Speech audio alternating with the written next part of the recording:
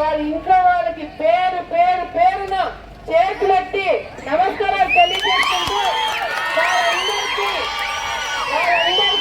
నా తరపు నుంచి మనస్ఫూర్తిగా స్వాగతం పలుకుతూ నాగేంద్ర కావచ్చు, నర్సిరెడ్డి, శ్రీరాములు, నారాయణ రెడ్డి, గురుప్రసాద్ రెడ్డి, వంశీ, ఇట్లా ఇంకా చాలా మంది ఉన్నారు. దాదాపుగా 100 కుటుంబాలు ఈరోజు తెలుగుదేశం పార్టీలోకి రావడమే కాకుండా ఇంకా వీళ్ళ ద్వారా వచ్చే వాళ్ళు ఇంకా వెయిటింగ్ చేస్తున్నారు.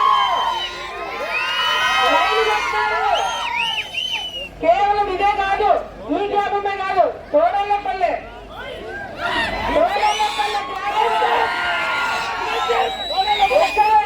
తప్ప మొత్తం ఊరంతా కండవాలు వేసుకొని మన స్వాగతం పలకడం జరిగింది. ఇప్పుడు ఈ గ్రామం తర్వాత ఇంకో గ్రామం అన్ని లైన్ కట్టి ఉన్నాము. పాఠం చూస్తున్నారు.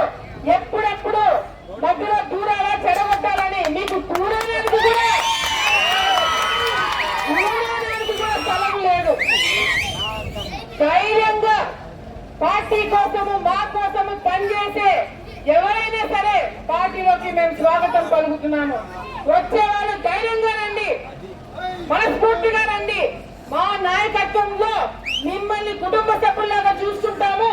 మీ ద్వారా ప్రజలకి మేలు చేసే కార్యక్రమాలు చేస్తామే తప్ప వేరేవి లేదని చెప్పి దర్జాగా ఈ రోజు తెలుగుదేశం పార్టీ జెండా కావచ్చు, కండువాలు వేసుకున్న వాళ్ళు కావచ్చు, దర్జాగా రేపు ఊళ్ళల్లో తిరిగి ప్రజలకి సేవ చేసే భాగ్యం మీ అందరికీ నేను తెప్పిస్తానని చెప్పి సందర్భంగా తెలియజేస్తున్నాను. ఈ గ్రామంలో కొన్ని సమస్యలు నా దృష్టికి తీసుకురావడం.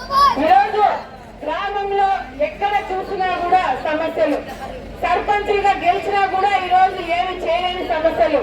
ఈరోజు ఈ గ్రామంలో ముఖ్యంగా రోడ్లు, చాలా చోట్ల రోడ్లు వేయలేకపోయినాము. ఆ రోడ్లన్నీ కూడా సీసీ రోడ్లన్నీ కూడా నేను ఇంటింటికి తిరుగుతాను, ఇదేదో మీటింగ్ పెట్టుకొని వెళ్ళిపోయినాను దయచేసి అనుకోకండి. ప్రతి ఒక్క ఇంటికి వస్తాను, సమస్య తెలుసుకుంటాను. ఎక్కడైతే రోడ్లు లేవో రోడ్లు వేపించడం జరుగుతుంది.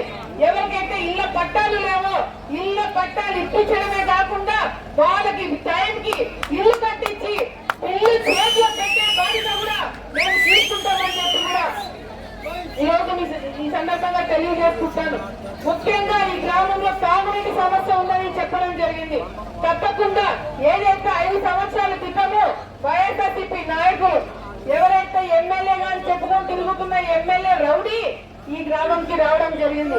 వచ్చి ఎక్కడెక్కడ కబ్జాలు చేయొచ్చు, ఎక్కడెక్కడ భూములు రాపించుకోవచ్చు, ఎక్కడెక్కడ భయభ్రాంతులు చేసి వాళ్ళ ఆస్తులు రాపించుకోవాలని చెప్పి చూస్తున్నాడే తప్ప ఎక్కడ కూడా సమస్యలు తీర్చలేని పరిస్థితి ఈ రోజు కనపడుతుంది. తాగునీటి సమస్య ఏదైతే కుంట ఏదో తెగిపోయి దాని వల్ల ఇబ్బందులు పడుతున్నారు. ఎమ్మెల్యే వచ్చి నేను చేస్తానని చెప్పి 5 సంవత్సరాలు అవుతుంది. చేసినాడా? ఈ గ్రామంలో ఏమైనా ఎమ్మెల్యే పనులు చేసినాడా? చేయలేరు, చేతగాడు, చేయలేరు వీళ్ళు. మళ్ళీ ఈ ఊర్లో తాగునీటి సమస్య లేకుండా చేయించే బాధ్యత నేను తీసుకుంటాను.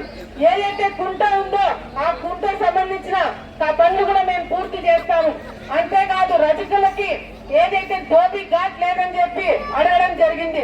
తప్పకుండా రజకులకి ధోబీ ఘాట్ ఏర్పాటు చేస్తామని చెప్పి కూడా నేను మాటిస్తున్నాను.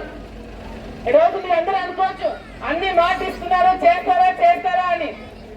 ఈ రోజు ఈ 5 సంవత్సరాలను చూస్తున్నారు. చేయగలిగినే చెప్తాను, చేసేవే చెప్తాను.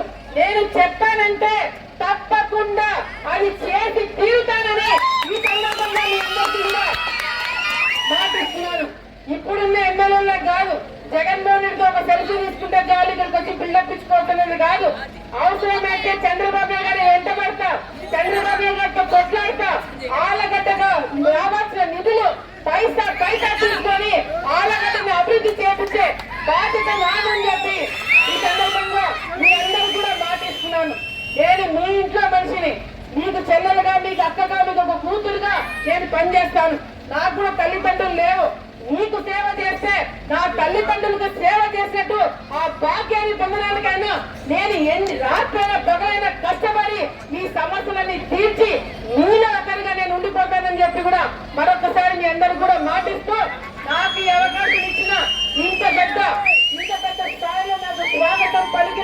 మీ గ్రామ ప్రజలకి, మహిళలకి, ముఖ్యంగా పిల్లలందరికీ చాలా ఉత్సాహంగా మొదటి నుంచి అరుచుకుంటూ మా వెంట తిరుగుతున్నారు. ప్రతి ఒక్కరికి పేరు పేరు నేను ధన్యవాదాలు తెలియజేస్తుంటే